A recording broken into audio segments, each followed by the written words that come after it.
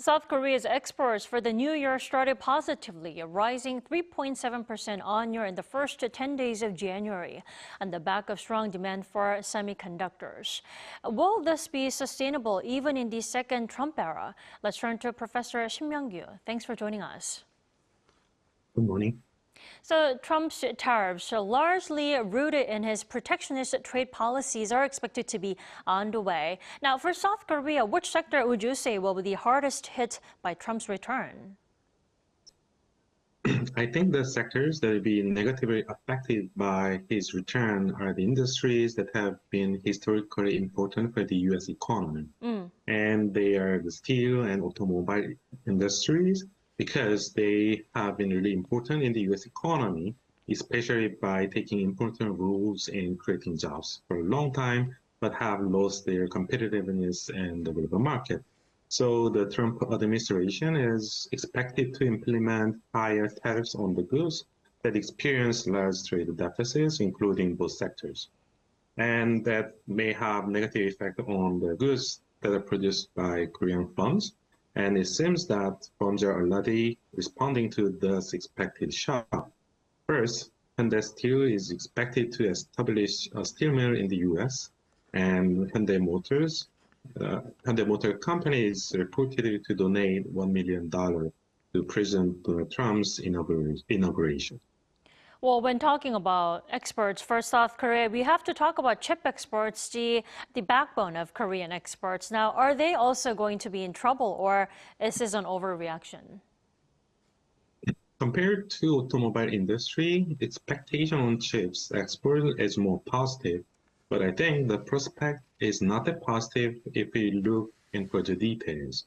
Trump argued that he would impose an additional 10% tariffs on imports from China, and given that products exported by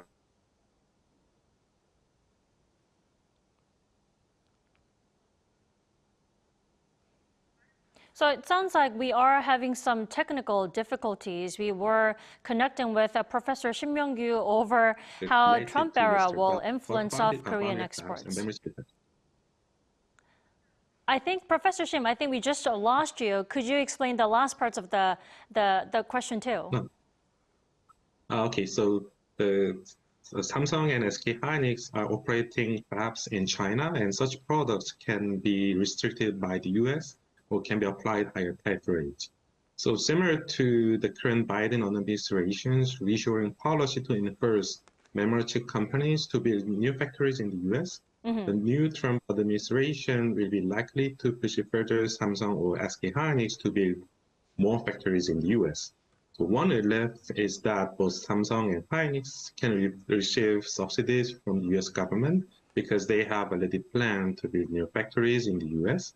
But we need to wait more until the uncertainty that Trump might repeal such a bill to pay subsidies, because he does not seem to favor such a policy. Definitely. Now, diversifying export markets is being touted as a solution to handle Trump's aggressive tariffs. Professor Shim, would you say that's the ultimate solution, or is there any other way out? Yes, it can be definitely one solution by expanding exports in the sectors that are not particularly important or produced in the US. In my opinion, additional strategies that we can take is to go to the basics. For instance, the government should help firms to produce more competitive items, and that can be achieved by pushing firms to put more resources on R&D and reducing barriers to enter.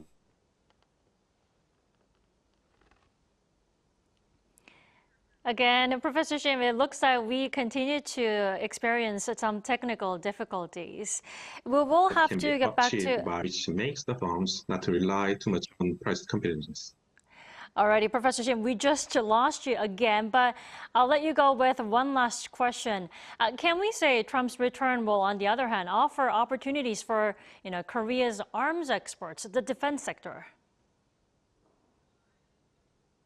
Yes, so his policies, especially on politics, can give benefits to the Korean arms industry, and because he is expected to interfere less on the global conflicts.